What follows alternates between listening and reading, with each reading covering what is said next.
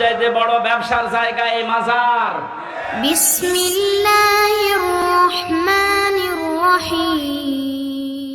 পরিবেশনায় ও পরিচালনায় দিক দিগন্ত। কিয়ামতে আপনি দাঁড়াবেন সর্বপ্রথম আল্লাহর সামনে কয়জন করে বলেন বলেন। এখানে আমি 8টা শিক্ষা নিয়ে আসতে চেয়েছি। প্রথম নম্বরে আপনার জীবনে যেন একটা ধাক্কা লাগে না, আমি একটু থেমে যাই, আমি কি নিয়ে হাজির হচ্ছি। এখনই যদি চোখ বন্ধ হয়ে যায় আমার তো এখনই দাঁড়ানো লাগবে। দ্বিতীয় নম্বরে, কত মানুষ আমাদের এই ভারত, বাংলাদেশ, পাকিস্তানে বহু জায়গায় আমি ঘুরেছি, মানুষের ভেতরে এই টেন্ডেন্সি, এই বিশ্বাস, এই কথাকে যেন ঢুকিয়েছে যে কোনো চিন্তা নেই, কিয়ামতের ময়দানে বাবা আছে। এরকম বিশ্বাস নেই দেশে? আপনাদের এই রংপুর, রাজশাহী, রংপুর এই সমস্ত বিভাগগুলোতে একটু কম আছে, এগুলো বেশি চট্টগ্রাম, সিলেটে। এত ভক্ত বাবার, আমার মনে হয় রাসূলুল্লাহকে অত ভালোবাসে না। এখান থেকে আমি যেটা নিয়ে আসতে চেয়েছি, আল্লাহ বলেন কিয়ামতে একা একা দাঁড়াবি, কেউ থাকবে না। তাহলে কথা দিয়ে যারা আপনাকে ধোঁকা দিয়ে বোকা বানাচ্ছে যে চিন্তা নেই বাবা থাকবে, এটা ডাহা মিথ্যা কথা বলুন। আর এগুলো তৈরি করার জন্য সবচাইতে বড় ব্যবসার জায়গা এই মাজার।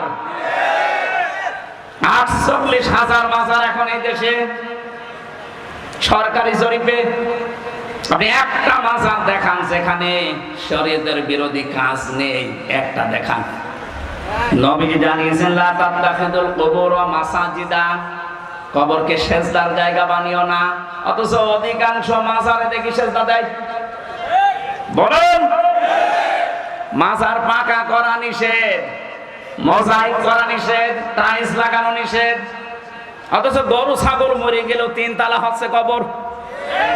এই জন্যই তো হক্কানি আলেমরা বলছে মাজার গুড়িয়ে ভেঙে দেন, কোনো কাজ নেই মাজারের।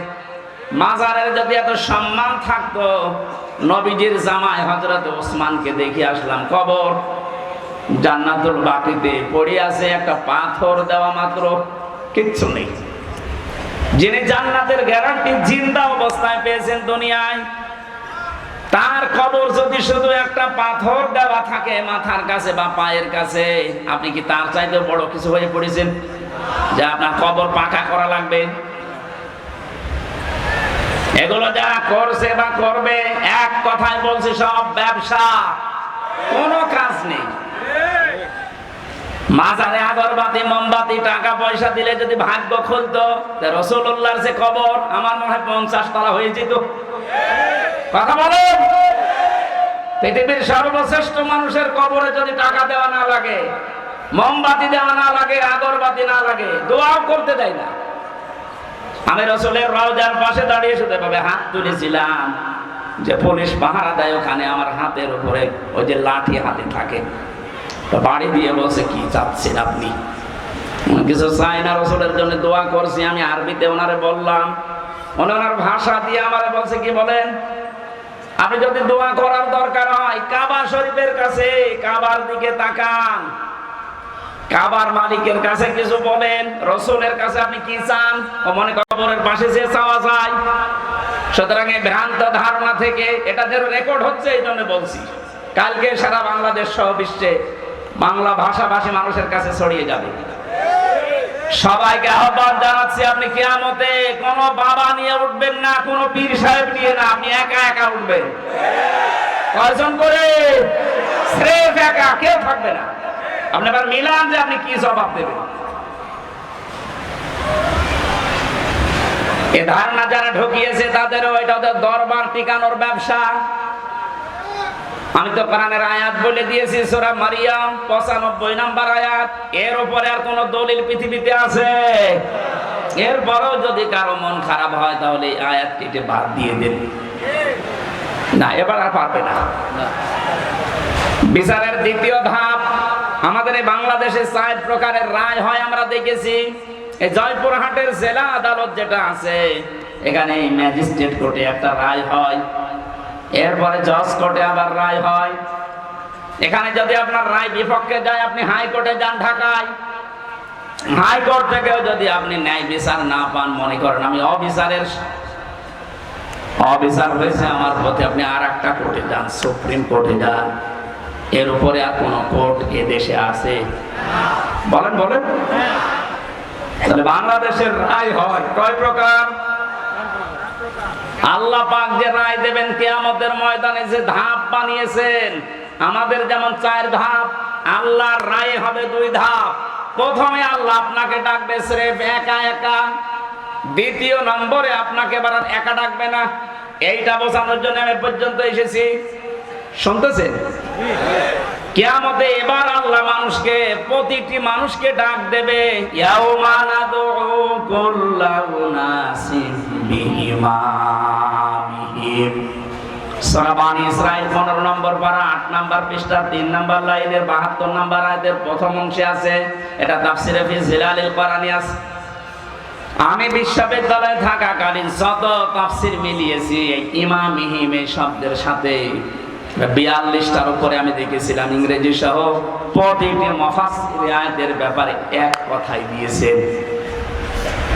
আল্লাহ পাক বলেন কিয়ামতের ময়দানে প্রতিটি মানুষকে বিচারের দ্বিতীয় ধাপে আমি ডাক দেব তার নেতার সাথে।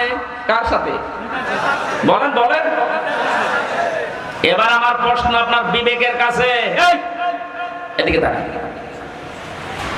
প্রথম ধাপ তো শেষ, আপনি কি করবেন আপনি জানেন আর আল্লাহ জানেন। আমি তো বললাম আমারটা মিলানো সম্ভব হচ্ছে না, তার 16 দিনের। আপনি 16 বছর 32 বছর 45 বছর 60 বছর মিলাবেন কি করে বলেন? আপনার তো এখনই কান্নাকাটি শুরু করা দরকার। ওই বিবেক যেহেতু আপনার মরে গেছে, এবার দ্বিতীয় ধাপে আসেন তো। আপনাকে এবার আল্লাহ একা ডাকবে না, অবশ্যই কোরআনের আয়াত সত্য। 100 ভাগ না 98 ভাগ? বলেন বলেন। 100 ভাগ সত্য বিশ্বাস করেন তো? তাহলে আল্লাহ এবার আপনাকে ডাকবে আপনার ইমামের সাথে। এখানে ইমাম মানে নেতা, ইমাম মানে কি? নেতা।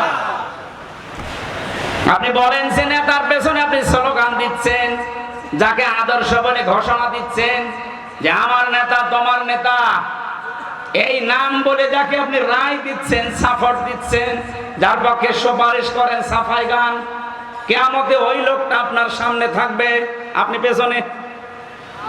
কি মনে হয় আপনার যে নেতার পেছনে আপনি ঘোরেন, যারা আদর্শ মতো চলেন, ওর যে চরিত্র, ওর যে সুরাত সিরাত, ওরে আল্লাহ দেখলে মাফ করবে বলে মনে হয়? দেখি এখন বলছেন তো ধরা খাবে।